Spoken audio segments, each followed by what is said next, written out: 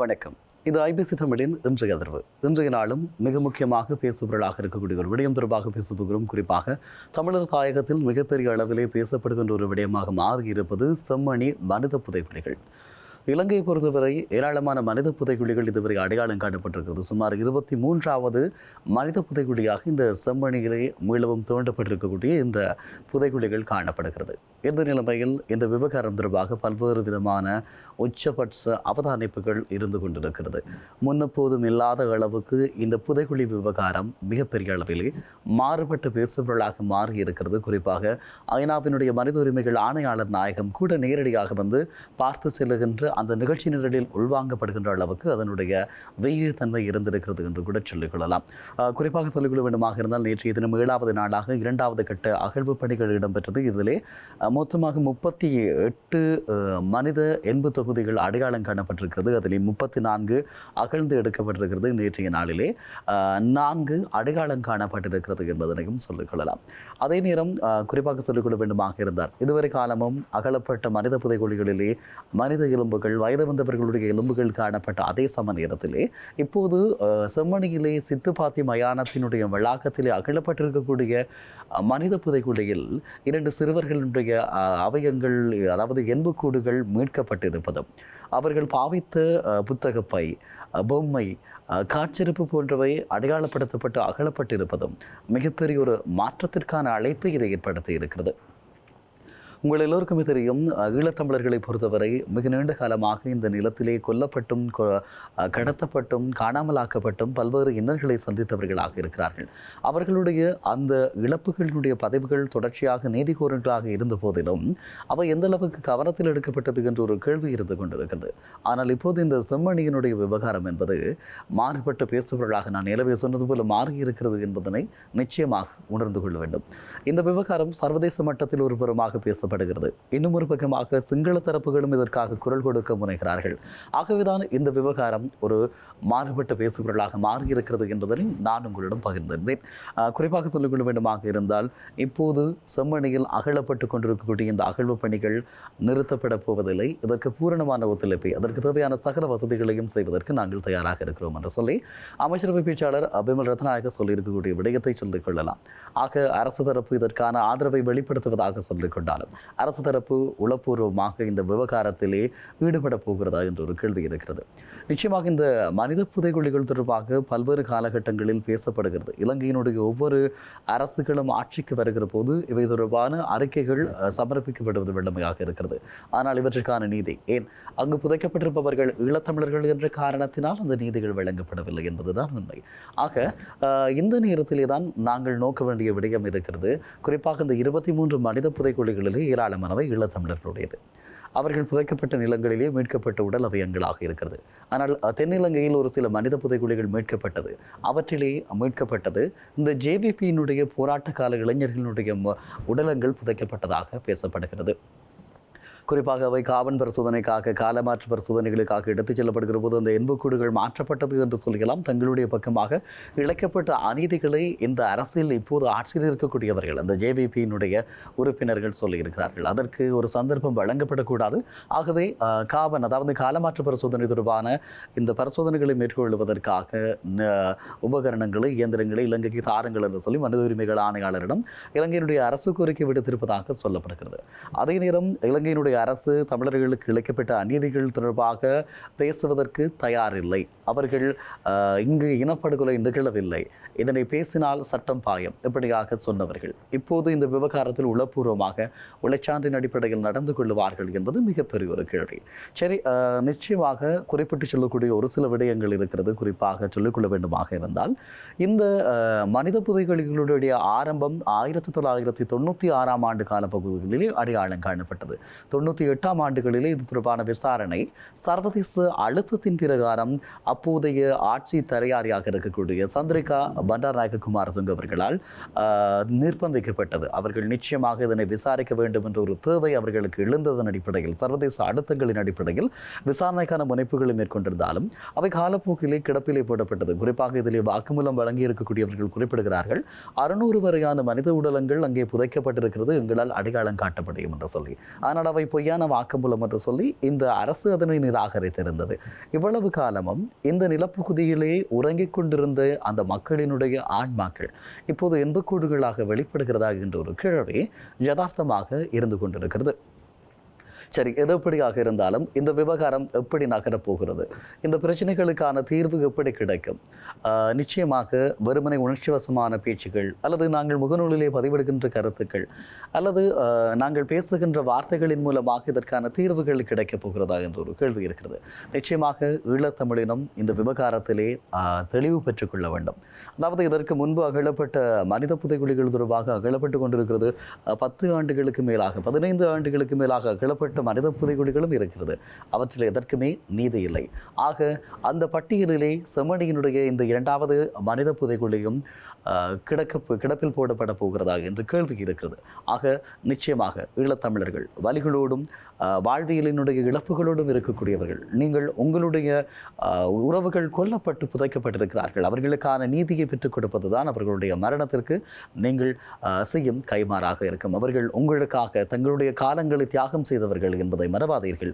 ஆகவேதான் நாங்கள் சொல்லுகிறோம், அண்மையிலே செம்மணியிலே அணையா விளக்கு என்ற ஒரு போராட்டம் மிக வீரியம் கொண்டு ஒரு போராட்டமாக இருந்தது. தொடர்பான பல்வேறு விதமான கருத்துக்கள் இருந்தாலும் மிகப்பெரிய ஒரு திரட்சியை மேற்கொண்டிருந்தார்கள். இது மிகப்பெரிய ஒரு சமீட்சையாக மாறி இருக்கிறது. நிச்சயமாக இந்த விவகாரம் சர்வதேச மட்டத்திலே பேசப்படுவதற்கான வாய்ப்புகள் இருக்கிறது. குறிப்பாக சொல்லிக்கொள்ள வேண்டுமாக இருந்தால் ஐநாவினுடைய மனித உரிமை ஆணையாளர் நாயகம் இதனை நேரிலே வந்து பார்த்து சென்றிருக்கிறார். இலங்கையிலே உள்ள ஆட்சி விசாரணை பொறிமுறைகளுக்கு மக்கள் விருப்பம் இல்லை, ஆர்வம் இல்லை என்ற விடயத்தை அவர் சொல்லியிருக்கிறார். 2வது, இங்கே அகழப்பட்ட எண்புக்கூடுகளிலே குழந்தைகள் சிறுவர்களுடைய எண்புக்கூடுகளிலே யுனிசெஃபினுடைய அப்போதைய காலப்பகுதியில் நிவாரணங்களாக வழங்கப்பட்டிருக்கக்கூடிய புத்தக பை அடையாளம் காணப்பட்டது. ஒரு சிறுவனுடைய பொம்மை அடையாளம் காணப்பட்டிருக்கிறது. ஆக இங்கு எங்குமே குழந்தைகள் கொல்லப்பட்டு புதைக்கப்பட்டார்கள், அவர்களுடைய எண்புக்கூடுகள் மீட்கப்பட்டது என்ற வரலாறுகள் இல்லாத போது இலங்கையிலே இந்த யாழ்ப்பாணத்தினுடைய அரியாலை சித்துப்பாத்திய மயானத்திலே கண்டெடுக்கப்பட்டிருக்கக்கூடிய இந்த செம்மணி புதைகுழிகளிலே குழந்தைகளும் கொல்லப்பட்டிருக்கிறார்கள்.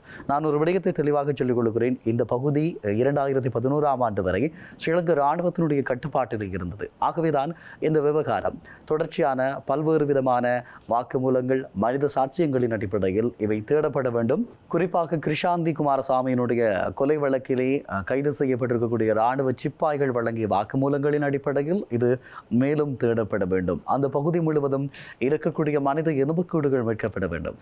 அங்கே கொல்லப்பட்டது, கொன்று புதைக்கப்பட்டது, அங்கே அந்த படை முகாமில் இருந்தவர்கள் செய்த சித்திரவதை என்று சொல்லி காலங்காலமாக தமிழ் மக்களிடம் இந்த கதைகள் இருக்கிறது, வரலாறுகள் இருக்கிறது, அவர்கள் வழிகளை சேர்த்து வைத்திருக்கிறார்கள். ஆகவே நீதியை பேசுகின்ற ஒரு அரசாக இருந்தால் நிச்சயமாக இந்த விவகாரத்தில் அரசு ஒரு முடிவை எடுக்க வேண்டும். ஆனால் அரசினுடைய நிலைப்பாடு எந்த சந்தர்ப்பத்திலுமே நாங்கள் இராணுவத்தை காட்டிக் கொடுக்க மாட்டோம், இராணுவத்தை சாட்சி கூண்டில் ஏற்ற மாட்டோம், இதிலே தெளிவாக அரசு தன்னை வெளிப்படுத்தி இருக்கிறது.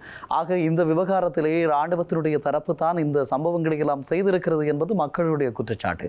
எப்படியாக இருந்தால் இந்த விவகாரத்திலே மக்கள் எப்படியான எதிர்பார்ப்புகளுக்கு இது கிடைக்கப் போகிறது என்ற ஒரு கேள்வி இருந்து கொண்டிருக்கிறது. குறிப்பாக நான் சொல்லிக் கொடுக்கிறேன், கிருஷாந்தி குமாரசுவாமியினுடைய கொலை வழக்கிலே அந்த இராணுவ சிப்பாய்கள் கைது செய்யப்பட்டார்கள். சர்வதேச நிர்பந்தத்தின் அடிப்படையில் அவர்கள் விசாரணைக்கு உட்படுத்தப்பட்டார்கள். ஆனால் அது கிடப்பிலே போடப்பட்டது.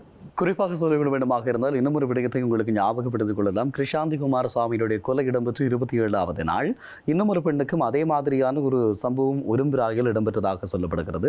ரஜினி என்ற அந்த பெண்ணினுடைய கொலை கிருஷாந்தி கொலை அளவுக்கு பெரிய ஒரு பேசுபொருளாக மாறவில்லை.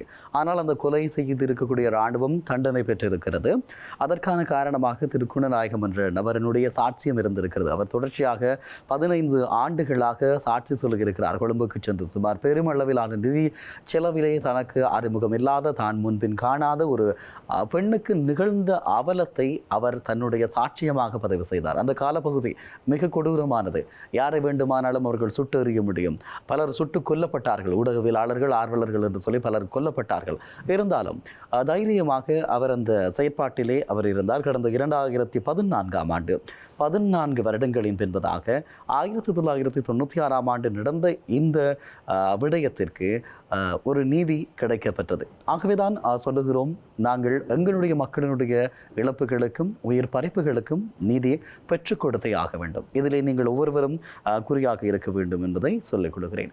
இப்போது என்னிடம் இருக்கக்கூடிய ஒரு கேள்வி, நாங்கள் வீரியம் மிக்கவர்களாக எங்களுடைய போராட்டத்தை நகர்த்துகிறோமா? உங்களுடைய உறவுகள் கொல்லப்பட்டார்கள், ஆகவே அந்த நீதியை கோர வேண்டியது உங்களுடைய பொறுப்பாக இருக்கிறது. இந்த வகையில் ஈழத்தமிழினம் இப்போது சரியான சிந்தனையின் பாதையில் செல்கிறது என்று கேள்வியும் இருந்து கொண்டிருக்கிறது. அந்த காலப்பகுதியை சொல்லிக் கொண்டால் மிகப்பெரிய அச்சுறுத்தல் இருந்த காலம், ஊடக வெளிச்சத்திற்கு பல செய்திகள் வெளிவர தடை விதிக்கப்பட்ட காலம், தணிக்கைகளோடு செய்திகள் வெளிவந்த காலம்.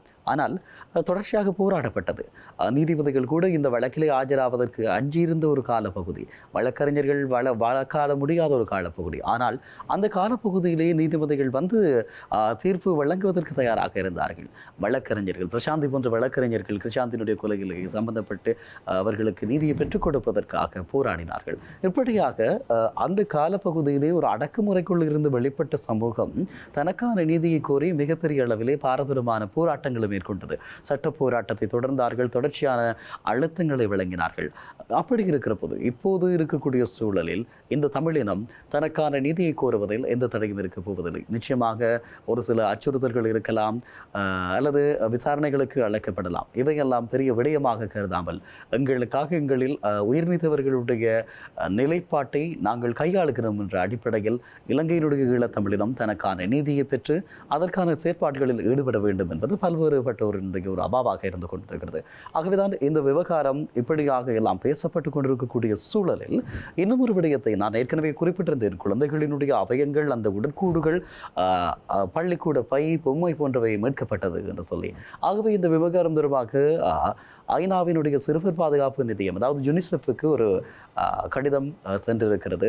இது தொடர்பாக தமிழர் தரப்பில் இருந்து அவர்கள் இந்த அறிவுறுத்தலை வழங்கி இருக்கிறார்கள். இப்படியான ஒரு சம்பவம் இடம்பெறுவதாக சமூக ஊடகங்களிலே வருகிற போது இந்த புகைப்படங்களை பகிர்ந்து யுனிசெஃபினுடைய இலங்கைக்கான யுனிசெஃபினுடைய சர்வதேச தளம், அதே போல ஆசிய தளம், தென்னாப்பிரிக்க தளம் என்ற சொல்லி எல்லா தளங்களையும் அங்கே அழைத்து குறிப்பிட்டு குறிகாட்டி இருந்தார்கள். இப்படி உங்களால் வழங்கப்பட்டது, நீங்கள் பயங்கரவாதிகளுக்கு இந்த பைகளை வழங்கினீர்களா?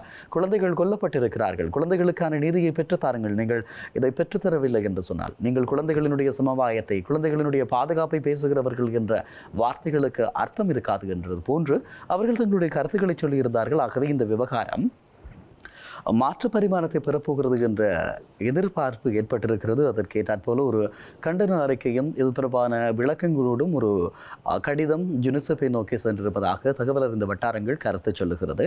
ஆகவே இந்த விவகாரத்தில் யுனிசெஃபினுடைய தலையீடு எப்படி இருக்க போகிறது? நிச்சயமாக பெரியவர்கள் கொல்லப்பட்டார்கள் என்கின்ற போது ஐக்கிய நாடுகள் சபை எந்த விதமான நகர்வுகளையும் அழுத்தங்களையும் வழங்கவில்லை என்று சொன்னாலும் சிறுவர்களினுடைய இந்த கொலைகளுக்கு, படுகொலைகளுக்கு நீதியை பெற்றுத்தர யுனிசெஃப் முனையுமாக ஒரு கேள்வியும் இருந்து கொண்டிருக்கிறது. இந்த நிலையிலே தான் ஒரு சில மிக முக்கியமான விடயங்களை உங்களோடு நான் பகிர்ந்து கொள்ள வேண்டும். குறிப்பாக இவ்வளவுதான் முக்கியமான சாட்சிகள் இருந்தாலும் ஐக்கிய நாடுகள் மனித உரிமைகள் பேரவைக்கு அந்த தீர்மானங்களை நிறைவேற்றும் அதிகாரம் மாத்திரமே இருக்கிறதே தவிர விசாரணை ஏற்படுத்தலாம், கண்காணிப்பு செய்யலாம். ஆனால் குற்றவாளிகளை நீதிக்கு முன் கொண்டு வர முடியாது. மேலும் இலங்கை ரோம் ஒப்பந்தத்திலே இலங்கையை பொறுத்தவரை ரோம் ஒப்பந்தத்திலே கையெழுத்திட்டிருக்கவில்லை. ஆகவே இந்த விவகாரத்திலே மனித உரிமைகள் ஆணையகம் எந்த மாதிரியான நகர்வுகளை மேற்கொள்ள வேண்டும் என்ற ஒரு கேள்வி இருக்கிறது. இலங்கையை குற்றவாளி கூண்டில் அவர்களால் நிறுத்த முடியாது. ஆக சர்வதேச குற்றவியல் நீதிமன்றத்தின் தலையீடு செய்ய முடியாத ஒரு இருக்கிறது. ஆகவே இந்த விவகாரத்திலே செல்வாக்கு செலுத்த வேண்டியவர்கள் யார் என்று சொன்னால் ஐநாவினுடைய பாதுகாப்பு கவுன்சிலிலே இருக்கக்கூடியவர்கள்.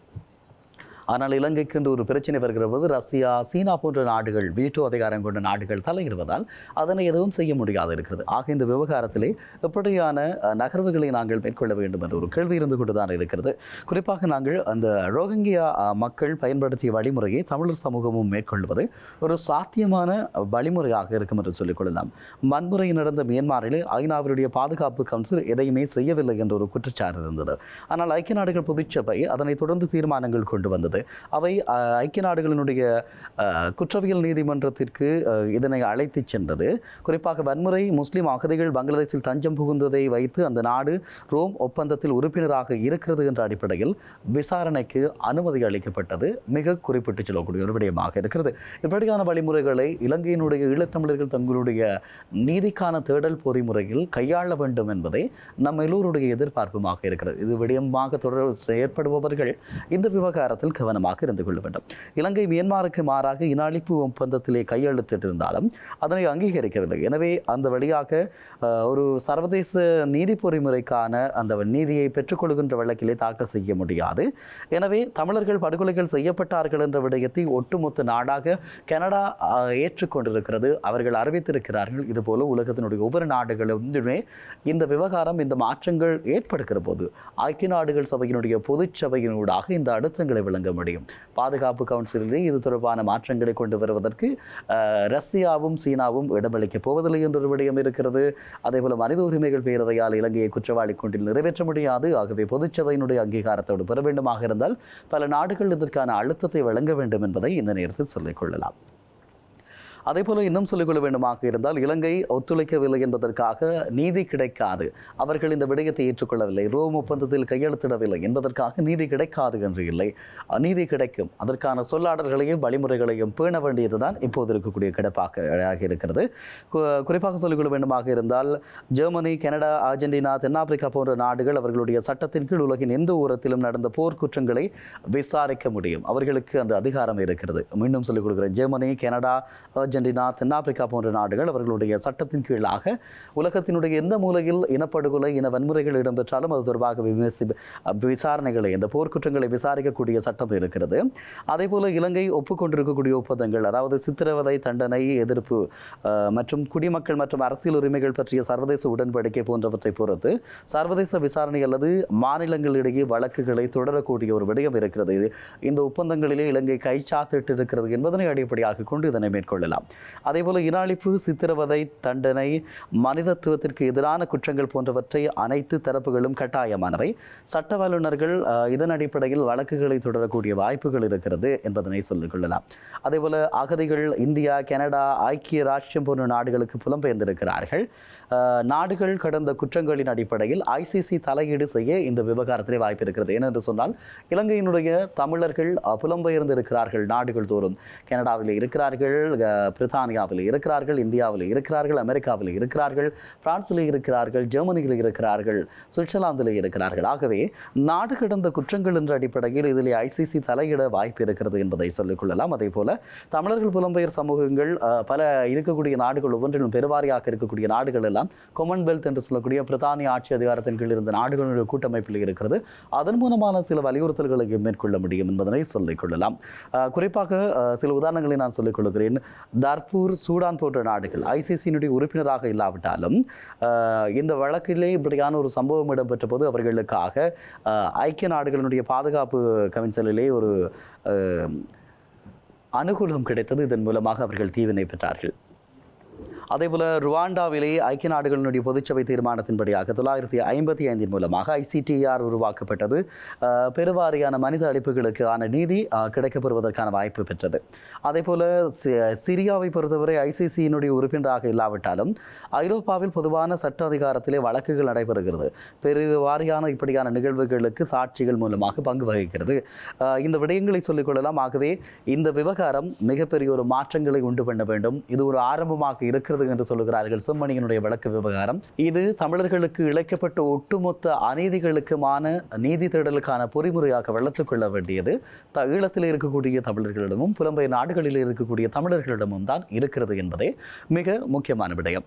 ஆகவே தொடர்ச்சியாக வரக்கூடிய நாட்களில் செம்மணி தொடர்பான மேலதிகமான தரவுகளையும் உங்களோடு பகிர்ந்து கொள்ள நான் தயாராக இருக்கிறேன். நாளை மற்றும் ஒரு இன்றைய தரவினூடாக உங்கள் அனைவரையும் சந்திக்கிறேன். அதுவரை அன்பு வணக்கம். நன்றி உறவுகளே.